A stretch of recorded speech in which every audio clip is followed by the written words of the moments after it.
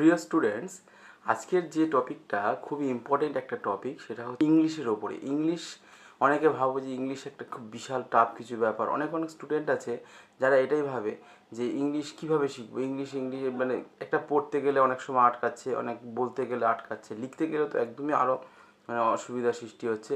তো আমি আজকে কিছু টিপস বা ইজি টিপস আজকে বলবো, যেগুলোর মাধ্যমে তোমরা যদি চর্চা করো অবশ্যই তোমরা ইংরাজি শিখতে পারবে। এইসব টিপসগুলো খুবই সহজ। যদি আমরা 21 দিন পর পর এই টিপসগুলোকে যদি ফলো করতে পারি তাহলে কিন্তু অনায়াসেই শিখতে পারি।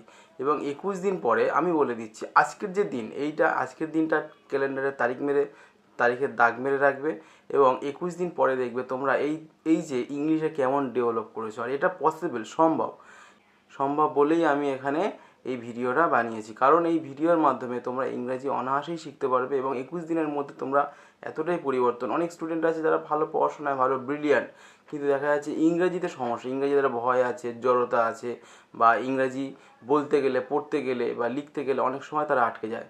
তো এই প্রবলেম সলভ করার জন্য আমি আজকের 21 দিনের একটা যে ফর্মুলা বের করেছি, ফর্মুলা যদি আমরা রোজ কিন্তু ফলো করতেই হবে।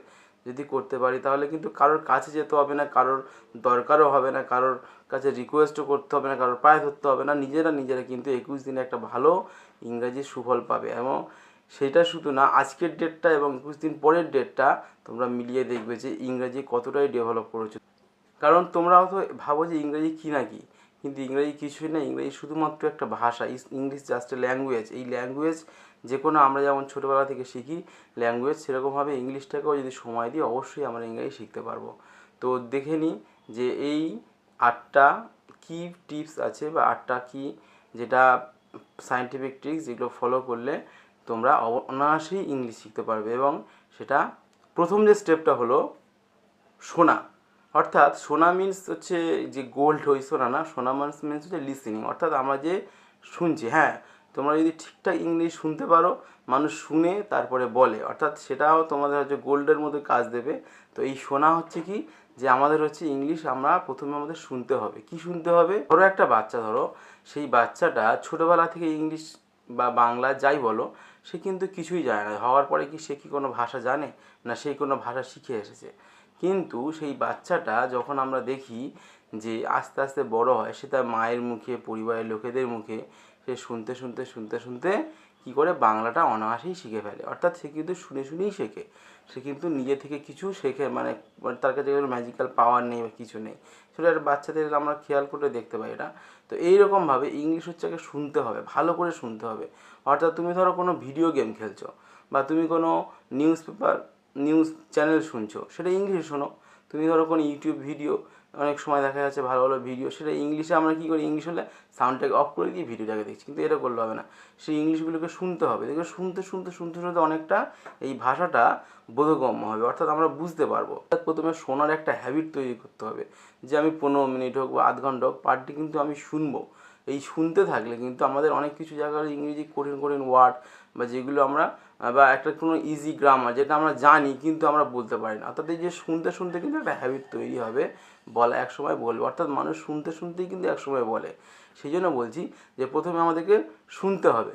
তো এই জন্য বলছি কি, ধরো একটা ভিডিও গেম খেলছে, তোমরা তো অনেকেই এখন স্টুডেন্টস বলো, যারা ছাত্র সমাজ, আমি বলছি না যে ভিডিও গেম সারাদিন খেলো, কিন্তু ভিডিও গেম ধরো কেউ খেলছে, তো এই খেলে অনেক সময় বাংলাতে যে কথোপকথন যেগুলো হয় হচ্ছে, সেই কথোপকথনগুলো আমরা ইংলিশে শুনি, তাতে ক্ষতি কী? এটা ল্যাঙ্গুয়েজটা আমি ইংলিশ করে দিলাম, তো তাতে কোনো অসুবিধা নেই। ইংলিশ এই শুনতে কিন্তু একটা বলার হ্যাবিট অবশ্যই তৈরি হবে। প্রথম কাজ হলো আমাদের কি, ইংলিশ শুনতে হবে। তাহলে 21 দিন কিন্তু কন্টিনিউ টানা ইংলিশটাকে প্রতিদিন আধ ঘন্টা করে, 15-20 মিনিট করে কিন্তু ইংলিশটাকে শুনতে হবে। তারপরের মেথডটা হচ্ছে ওয়ার্ডস প্লে। অর্থাৎ ওয়ার্ড নিয়ে আমাদের খেলতে হবে। ওয়ার্ড নিয়ে কী করে খেলবো? এটা খুব একটা সুন্দর একটা মেথড, যে আমাদের যে আমরা ধরো এই যে ঘরটার মধ্যে আছি, এই ঘরটার মধ্যে আমি অনেক কিছু দেখতে পাচ্ছি। তো এই যে ওয়ার্ড, আমাদের এই প্রত্যেকটা কিন্তু একটা বস্তু, আমরা যা দেখছি প্রত্যেকটা বস্তু, প্রত্যেকটা একটা নাউন। অর্থাৎ এই ওয়ার্ডগুলো নিয়ে আমাকে খেলতে হবে। কেমন? ধরো আমি একটা জায়গায় দেয়ার ইজ এ বেড, একটা বিছানা দেখছি, বা দেয়ার ইজ এ উইন্ডো, অর্থাৎ এই যে, বা দেয়ার ইজ এ আলমিরা, ঠিক আছে, ইট ইজ আলমিরা। এইভাবে ওয়ার্ডগুলোকে কিন্তু খেলতে হবে, প্রত্যেক দিন খেলতে হবে। এবং 15-20 মিনিট আমাদের হাতে মানে টাইম রাখতে হবে। সেই সময়টা নিয়ে আমাদের কিন্তু এই ওয়ার্ডগুলোকে নিয়ে খেলতে হবে। এটা হলো ওয়ার্ডস প্লে। অর্থাৎ এই যে ওয়ার্ডগুলো নিয়ে যখন আমরা খেলতে থাকবো 15 মিনিট কম করে যদি আমরা খেলি, এটা কিন্তু প্রচুর সেন্টেন্স, আমরা ছোটো ছোটো সেন্টেন্স দরকার, বড় দরকার নেই আমাদের বিশাল বড় 2, 3, 4 ওয়ার্ডের দিয়ে একটা সেন্টেন্স হোক না, সেটা কিন্তু যদি হ্যাবিট করতে পারি এটা কিন্তু আমাদের পক্ষে খুবই ভালো। অর্থাৎ প্রতিদিন কিন্তু 15-20 মিনিট ধরে কিন্তু আমাদের একটা ওয়ার্ডস প্লে করতে হবে, যেটা আমি চোখের সামনে দেখছি, এই রুমের মধ্যে রুমের দরজা বন্ধ করে দিয়ে আমি যে জিনিসগুলো দেখছি এগুলো নিয়ে আমি বিভিন্ন ধরনের সেন্টেন্স তৈরি করব। তাহলে কিন্তু আমি খুব সহজেই একটা ওয়ার্ডের স্টক বা একটা ওয়ার্ড সেন্টেন্স তৈরির যে পদ্ধতি সেটা কিন্তু শিখে যাব। তৃতীয় যে পদ্ধতি বা থার্ড স্টেপ হচ্ছে কি পিকচার এক্স, অর্থাৎ পিকচার এক্স অর্থাৎ কি পিকচার দেখে বর্ণনা। অর্থাৎ পিকচার ধরো একটা কোনো আমি ফোনে তো আজকাল তো সবার হাতে স্মার্টফোন আছে, আমি কোনো একটা পিকচার গুগল থেকে ডাউনলোড করে নিলাম, যে কোনো একটা পিকচার, যে একটা প্রাকৃতিক কোনো পিকচার বা ফ্যামিলি পিকচার বা যে কোনো একটা পিকচার যেটা আমি যেখানে বর্ণনামূলক ডেসক্রিপটিভ মানে এখান থেকে বর্ণনা করতে পারবো সেরকম একটা পিকচার ডাউনলোড করে নিলাম, এবং সেই পিকচারটা দেখে আমি যা যা দেখছি সেগুলো আমি খাতায় নোট করব। এটা কিন্তু খুব ভালো একটা হ্যাবিট এবং এটা সায়েন্টিফিক মেথড। এটার ফলে কী হবে, ধরো আমি যদি একটা পিকচার থেকে আমি 10টা সেন্টেন্স বের করতে পারি, আমি কিন্তু এই 10টা সেন্টেন্স কিন্তু আমার এটা স্টকে রয়ে গেল, অর্থাৎ 10টা সেন্টেন্স তো তৈরির যে হ্যাবিট সেটা কিন্তু আমার তৈরি হয়ে গেল। এটা করতে বেশিক্ষণ সময়ও লাগবে না, হয়তো 10 মিনিট 15 মিনিট লাগবে। এটা কিন্তু একটা খুব ভালো একটা মেথড, এটা কিন্তু আমরা করতেই পারি। অর্থাৎ পিকচার এক্স অর্থাৎ পিকচার দেখে বর্ণনা করা। চতুর্থ যে স্টেপটার কথা আমি বলবো সেটা হচ্ছে কি ডেলি ওয়ার্ক। যে ডেলি ওয়ার্ক যেটা আমরা করছি প্রতিদিনের কাজ, অর্থাৎ আমরা সারাদিন তো সকাল থেকে আর রাত অবধি প্রচুর কাজ করি, তো রাত্রে শুতে যাওয়ার ঠিক 10 মিনিট আগে, রাত্রে শুতে যাওয়ার ঠিক 10টা মিনিট আগে যদি আমরা একটা খাতা আর পেন নিয়ে বসে পড়ি এবং সারাদিন যা করেছি, সারাদিন যেগুলো করে এসেছি, সে সকাল থেকে ঘুম থেকে ওঠা থেকে শুরু করে স্কুল যাওয়া বা কলেজ যাওয়া বা তারপরে হচ্ছে তার আগে হচ্ছে ব্রেকফাস্ট করা, তারপরে যে দুপুরে কোন কোন বন্ধুদের সঙ্গে দেখা হয়েছে, কী কথা বলেছি না বলেছি, এইগুলো যদি আমি একটু খাতায় লিখি ডেলি রুটিনে, মানে পার ডে যেগুলো করেছি প্রতিদিনের যে কাজটা করেছি সেটা যদি খাতায় লিখি তাহলে কিন্তু এটা খাতা ভর্তি হয়ে যাবে, এবং এটা কিন্তু ইংলিশ শেখা খুব দারুণ এবং মারাত্মক একটা টিপস। এই পদ্ধতিটা কিন্তু খুবই ভালো পদ্ধতি। পঞ্চম যে ট্রিক্স, এটা হচ্ছে পেন্সিল বা পেন, যার কাছে যাই আছে না কেন পেন্সিল ট্রিক্স, আমি এটাকে নাম দিয়েছি পেন্সিল। অর্থাৎ পেন্সিল যে আমাদের এই যে মুখের জড়তা ভাবটা, এই জড়তা ভাব কাটানোর জন্য একটা এটা একটা সায়েন্টিফিক ট্রিক্স, এটা বিভিন্ন রিসার্চের মাধ্যমে হয়েছে। পেন্সিল বা পেনটাকে নিয়ে এরকম রাখতে হবে এবং AEIOU AEIOU এই যে 5টা ভায়েল, এটা কিন্তু প্রতিদিন বলা প্র্যাকটিস করতে হবে। এটা যদি আমরা বলতে পারি প্রতিদিন এই 5টা ভায়েলকে, তাহলে কিন্তু খুব তাড়াতাড়ি আমরা ইংরেজিটাকে খুব সুন্দরভাবে উচ্চারণ করতে পারবো। অর্থাৎ এটা কিন্তু রোজ করা দরকার। অনেক বড় বড় সেলিব্রিটি, অনেক বড় বড় যারা আর্টিস্ট বা অনেক বড় বড় টপার্সরা কিন্তু যারা ইন্টারভিউ দিতে যাচ্ছে তারা কিন্তু অনেক আগে থেকেই এগুলো প্র্যাকটিস করে।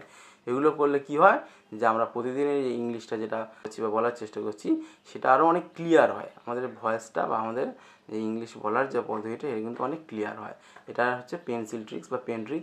নেক্সট যে মেথডটার কথা বলবো সেটা হচ্ছে মিরর মেথড। ঠিক আছে, আয়নার সামনে দাঁড়িয়ে নিজেকে একটু ইংলিশ বলা, একটু নিজের সম্পর্কে বলা বা কোনো কিছু সম্পর্কে বলা, ডিসক্রাইব করা, এটা প্রতিদিনের অভ্যাসে রাখতে হবে। এটা হচ্ছে আয়নার সামনে দাঁড়িয়ে, অর্থাৎ আমরা যদি আয়নার সামনে দাঁড়াই, আয়নাটা কি, আয়না হচ্ছে আমাদের নিজেদের রূপটাকে সামনে তুলে ধরছে। ধরো তুমি একটা কথা, যে কোনো একটা কথা ধরো এমনি ডাইরেক্টলি কারোর সামনে ধরো বলছো, সেটা বলার থেকে তুমি যদি আয়নার সামনে সেটা প্র্যাকটিস করো, তোমার যে হ্যান্ড এক্সপ্রেশন বা তোমার যে ফেস এক্সপ্রেশন এগুলো কিন্তু অনেকটাই ডিফারেন্স হয়ে যাবে। দেখবে যে তোমার নিজের যে স্বরূপ তুমি অবশ্যই বুঝতে পারবে। এর জন্য বলছি মিররের সামনে, আয়নার সামনে যদি তুমি প্রতিদিন একটা প্র্যাকটিস করতে পারো 10-15 মিনিট বা আধ ঘন্টার জন্য, এটা কিন্তু তোমাকে খুব দারুণ সময় এনে দেবে। কারণ আমরা নিজেকে জাজ করার একটা প্রাথমিক যে উপায় সেটা হচ্ছে কি, সেটা হচ্ছে আয়না, মিরর। অর্থাৎ মিরর প্র্যাকটিস কিন্তু প্রতিদিন করতে হবে। সর্বশেষ যে ট্রিক্সটার কথা বলবো সেটা হলো কনফিডেন্স। এটা ট্রিক্স না, এটা প্রত্যেকের মধ্যে থাকা উচিত। এই কনফিডেন্স লেভেলটাই হচ্ছে মেন জিনিস। অর্থাৎ তুমি যে বলছো, তুমি ইংলিশের ভয়টাকে জড়তাকে কাটাতে হবে, ইংলিশের প্রতি কোনো দুর্বলতা রাখলে হবে না। কারণ ইংলিশ শুধুমাত্র, আমি আগেই বলেছি, এটা একটা ভাষা, এটা অন্য কিছু নয়। দেখবে 21 দিন পরে অবশ্যই তোমরা সুফল একটা পাবে। তো আমি লক্ষ্য করেছি যে দুটো দোকান পাশাপাশি আছে, একটা দোকানে খুব ভালো বিক্রি হয় আর একটা দোকানে সেম মাল আছে, সেম জিনিস আছে, অথচ কাস্টমার যায় খুব অল্প। হয়তো এর যদি 80টা যায়, ওর হয়তো 10টা 20টা যায়। কেন যায়? এই কী কারণটা কী? সেই কোনো কোনো কালা জাদু করে রেখেছে বা কোনো রকম ট্রিক্স করে রেখেছে, না সেরকম কিছু না। তো আমি অনেক দেখার পরে এটা বুঝতে পারলাম যে যে দোকানে 80টা কাস্টমার যাচ্ছে সে দোকান কিন্তু সেই দোকানদার কিন্তু প্রচণ্ড ফ্র্যাঙ্কলি, তার মধ্যে একটা কনফিডেন্স আছে যে যে মাল রেখেছে তার ভালো মাল, এবং সেগুলো মানুষ খেয়ে তার মানে পরিতৃপ্তি পাবে, তার যে কনফিডেন্স সে থেকে প্রত্যেকটা জিনিসে কিন্তু সেটা বোঝায়। হ্যাঁ, সে অবশ্যই তার ডাল বিক্রি করছে, চাল বিক্রি, সে মানুষকে বোঝাচ্ছে চালটা নিয়ে যাও ভালো হবে, বা তাদের সঙ্গে হেসে খেলে কথাবার্তা। আর সেকেন্ড যে দোকানদার যার 20টা 10টা কাস্টমার হয়, সে কিন্তু মানে কি করে, সে খুব মুখ গোমরা করে থাকে, বা হাসি নেই মুখে, বা কাস্টমারের সঙ্গে ওরা ফ্র্যাঙ্কলি মেশে না, সেই জন্যই কাস্টমার যায় না। তো এইগুলোর জন্য কিসের দরকার, এটা হচ্ছে কনফিডেন্সের দরকার। অর্থাৎ তোমরা যখন ইংলিশ বলছো, তুমি ভুলভাল বলো, হয়তো প্রথম প্রথম ভুল হবে, আটকে আটকে যাবে, কিন্তু তোমার মধ্যে কনফিডেন্স লেভেল যদি ঠিক থাকে, তাহলে তোমার কিন্তু সেই লেভেলটা হাই করে দেবে। তোমার হয়তো তুমি দু একটা ওয়ার্ড ভুল বলেছো, কিন্তু তোমার কনফিডেন্স লেভেল, তোমার বোঝানোর শক্তি, তোমার এক্সপ্রেশন, হ্যাঁ ফেস এক্সপ্রেশন, হ্যান্ড এক্সপ্রেশন, এগুলো যদি ঠিকঠাক থাকে, তোমার কিন্তু সে যে কোনো ইন্টারভিউ হোক, বা যে কোনো মানুষের সামনে কথা বলা হোক, বা ক্লাসরুমে হোক যাবে, সেখানে কিন্তু কোনো ভুল নেই। অর্থাৎ নিজের যে কনফিডেন্স লেভেলটা যদি ইংলিশের প্রতি ঠিক থাকে, বা নিজের কনফিডেন্স লেভেলটা যদি ঠিক থাকে ইংলিশের প্রতি, সেটা কিন্তু পুরোপুরিভাবে তোমাকে মানে সবার সামনে তুলে ধরবে। তাহলে তোমার কিন্তু ইংরেজি শেখা সার্থক হবে। এবং আজকের এই যে টিপসগুলো দিলাম তোমরা অ্যাপ্লাই করে দেখো। আমি এটুকুনি গ্যারান্টি দিতে, আজকের দিনটা থেকে দাঁড়িয়ে 21 দিন পরে তোমরা কিন্তু ইংলিশে অনেক কিছু শিখে যাবে, এবং সেটা খুব সহজেই শিখে যাবে। তো যদি ভিডিও ভালো লেগে থাকে অবশ্যই লাইক করে দিও এবং শেয়ার করো প্লিজ। যদি এই ভিডিওটা দেখে কারোর উপকার হয় তো সেই জন্য তোমরা শেয়ার করো।